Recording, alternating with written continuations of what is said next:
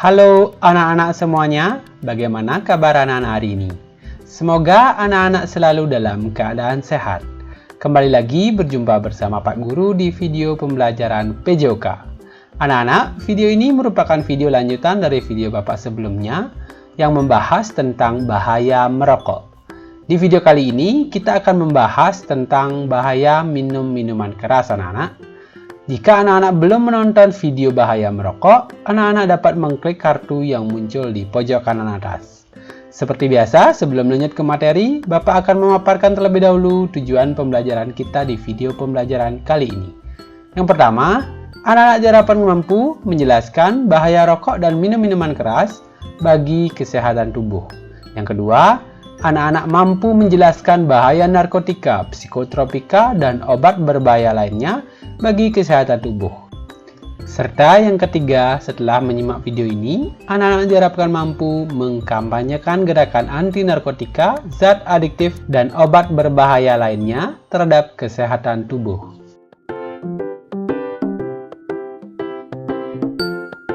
Sama halnya dengan merokok, minum minuman keras sangat berbahaya bagi kesehatan. Minuman keras mengandung alkohol yang bersifat adiktif. Sifat adiktif merupakan sifat dari zat yang membuat orang menjadi kecanduan. Jika seseorang mengkonsumsi minuman keras, fungsi tubuh dan perilakunya akan terganggu. Anak-anak, minuman keras mengandung beberapa zat yang berbahaya bagi tubuh. Minuman keras atau miras, yang mungkin kalian kenal sebagai minuman beralkohol, mengandung etanol.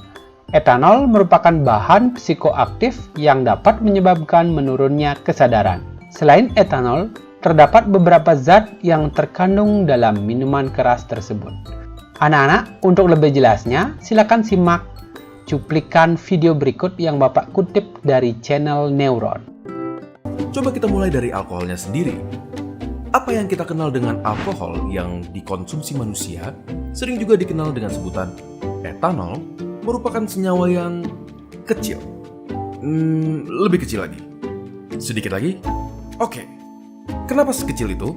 Karena etanol bisa melewati celah yang sangat ketat, bahkan di salah satu barrier atau pelindung terpenting yang ada di tubuh kita. Coba bayangkan, senyawa-senyawa ini membaur ke dalam saluran darah kita secepat 20 menit bahkan di saat perut kita penuh. Namun, yang sebenarnya membuat kita sampai bisa merasa pusing adalah fakta bahwa senyawa alkohol bahkan membaur ke dalam otak kita. Tapi, bagaimana caranya? Otak kita dilindungi oleh suatu lapisan bernama blood-brain barrier yang fungsinya adalah meregulasikan komponen di dalam darah yang bersirkulasi ke dalam otak. Tapi, karena ukuran senyawa etanol yang sangat kecil, dia dapat dengan mudah menembus blood-brain barrier melalui darah melewati pertahanan tersebut. Inilah yang dapat membuat kita merasa pusing, mual, dan lain-lainnya.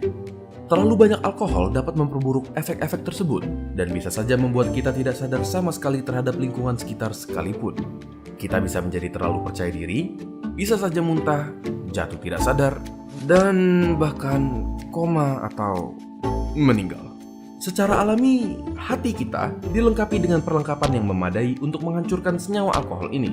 Tetapi, itu berarti meminta hati kita untuk bekerja lebih keras, lebih dari yang seharusnya. Terlalu banyak alkohol dapat menyebabkan pembesaran pada hati yang disebut alcoholic liver disease. Pada kasus yang berkepanjangan, memaksa hati kita untuk bekerja terlalu keras dapat membuatnya kewalahan dan mati. Kebetulan kita tidak bisa hidup tanpa hati.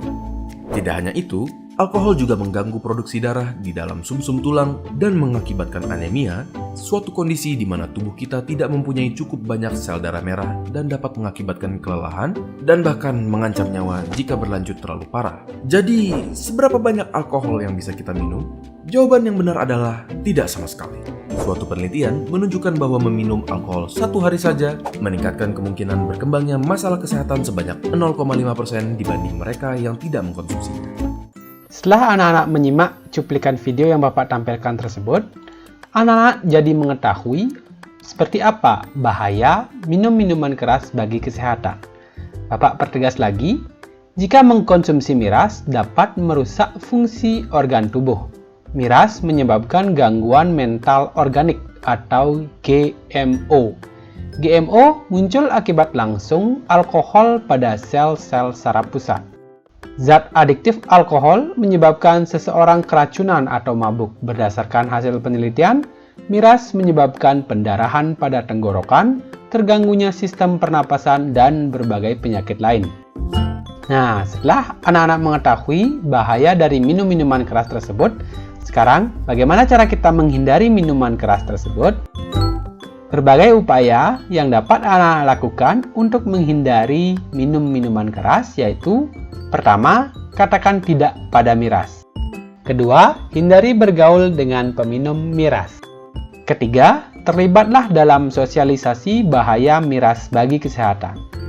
Keempat, tanamkan dalam hati jika miras berbahaya bagi tubuh. Serta yang kelima, selalu gunakan waktu luang untuk melakukan kegiatan positif. Terkait bahaya miras, anak-anak hendaknya bersikap tegas dengan mengatakan tidak pada miras. Selain merusak kesehatan, miras dapat merusak mental generasi bangsa. Sebagai makhluk ciptaan Tuhan yang berakal, hendaknya anak-anak menghindarkan diri dari miras. Caranya dengan melakukan kegiatan positif. Demikianlah anak, video pembelajaran Bapak kali ini. Semoga video ini dapat membantu anak-anak dalam proses belajar di rumah. Jika video ini bermanfaat, silakan bagikan kepada teman anak-anak agar anak-anak dapat belajar bersama. Jangan lupa untuk memberitahukan keberhasilan anak-anak dalam proses belajar di rumah kepada guru PJOK anak-anak masing-masing. Anak-anak, jangan lupa untuk selalu menjaga kesehatan dengan rutin berolahraga. Sampai jumpa di video pembelajaran Bapak selanjutnya. Terima kasih. Dadah.